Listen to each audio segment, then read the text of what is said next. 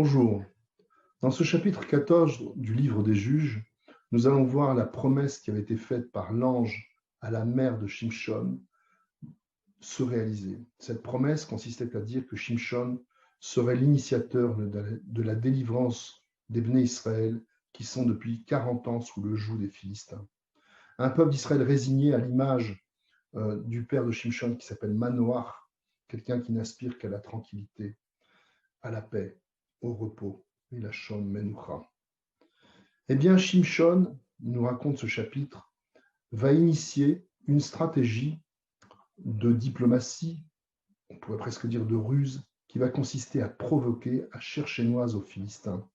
En effet, les Bnei Israël n'ont pas la force de se confronter directement aux Philistins. Ils n'en ont pas le courage. Et Shimshon va trouver la solution. Shimshon, qu'on pourrait traduire par petit soleil, puisqu'effectivement il va donner espoir aux Bnei Israël, petit robot, parce qu'il est programmé pour réussir cette mission de débuter la délivrance des Bnei Israël. Alors voilà ce qui nous est raconté. Shimshon repère une jeune femme dans la ville de Timna, une ville qui se situe dans le territoire de Dan, où Philistins et Hébreux habitent en même temps, puisque les Hébreux sont sous la domination des Philistins.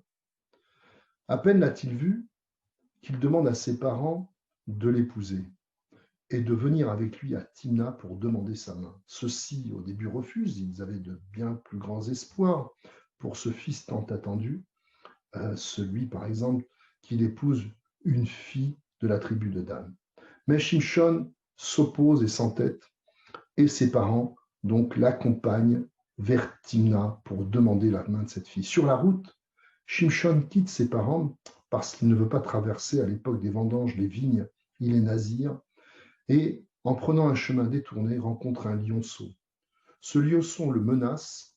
Immédiatement, Shimshon, en un coup de main, pourrait-on dire, le met en pièces alors qu'il n'est même pas armé.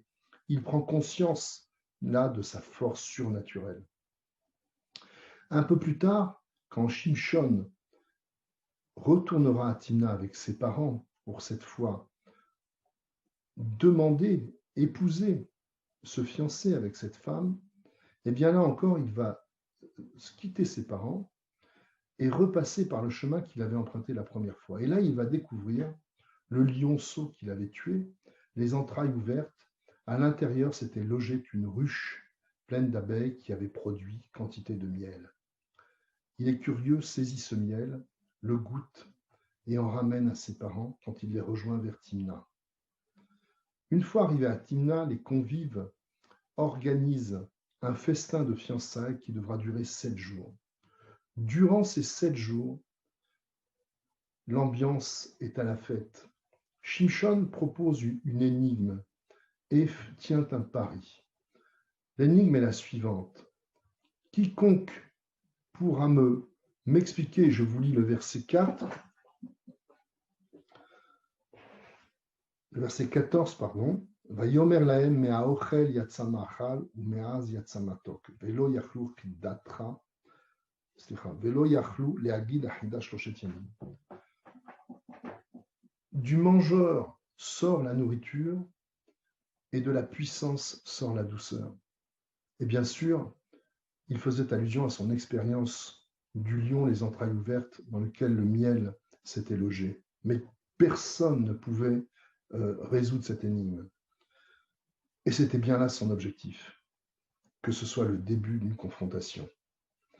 Il parie que si les Philistins ne trouvent pas la solution de l'énigme, alors ils devront chacun des 30 convives devra lui fournir une belle chemise et un beau vêtement. Par contre, s'ils arrivent à résoudre l'énigme, eh bien c'est lui qui fournira à chacun des 30 convives une très belle chemise et un beau vêtement. Et durant 7 jours, les convives se cassent la tête pour trouver la solution. Leur seule issue consiste à menacer la fiancée de Shimshon en lui disant que si elle n'obtient pas la solution de Shimshon, ils la tueront ainsi que toute sa famille. Celle-ci harcèle Shimshon.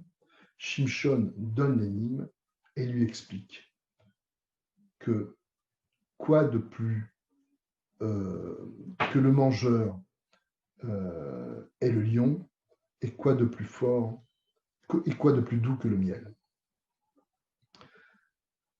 Et alors, donc, le 7e jour, alors que Shimshon s'attend à gagner son pari, et voilà que les convives donnent la solution de l'énigme. Shimshon est stupéfait, descend dans la ville d'Ashkelon, y tue 30 Philistins, s'empare sur les dépouilles des vêtements qu'il porte et revient à la table des convives pour tenir sa parole et leur offrir ses vêtements. Voilà le récit qui nous est fait. Alors maintenant, en prenant un peu de recul, encore une fois, ce passage du Nar n'est qu'en réalité une parabole de la situation de l'époque qui a une portée éternelle. La situation de l'époque, c'est un peuple résigné. Il n'a plus la force de combattre. Et le pari que fait Shimshon, c'est de les provoquer. L'enjeu de l'énigme, en fait, cache la chose suivante, c'est que le lion sot n'est qu'en réalité probablement que le peuple des Philistins. Ça, c'est le mangeur qui donne à manger, puisqu'il invite tout le monde au festin. La douceur, c'est probablement la femme qu'il veut épouser. Et l'enjeu pour lui, c'est que cette douceur n'est pas tant la femme, mais la possibilité qu'elle va lui donner de détruire les Philistins. Or, en réalité, ce qu'il se passe, et d'ailleurs l'enjeu, c'était aussi de quelque part prendre leurs vêtements, leurs bégadim, leurs tachlifim, leur faire tomber leur masque, leur prendre leur identité, c'est-à-dire les combattre et les vaincre. Et finalement, ça n'est pas du tout ce qui se passe, puisque effectivement, contre toute attente, les Philistins et sa femme le trahissent Shimshon, et ce sont eux qui finalement obtiennent leurs vêtements, les vêtements de dépouille de leurs frères. Finalement, ils restent dans leur position de dominant sur les Bnei Israël. Cela ne va pas durer très longtemps, c'est ce que nous allons voir au chapitre 15. Merci et à demain.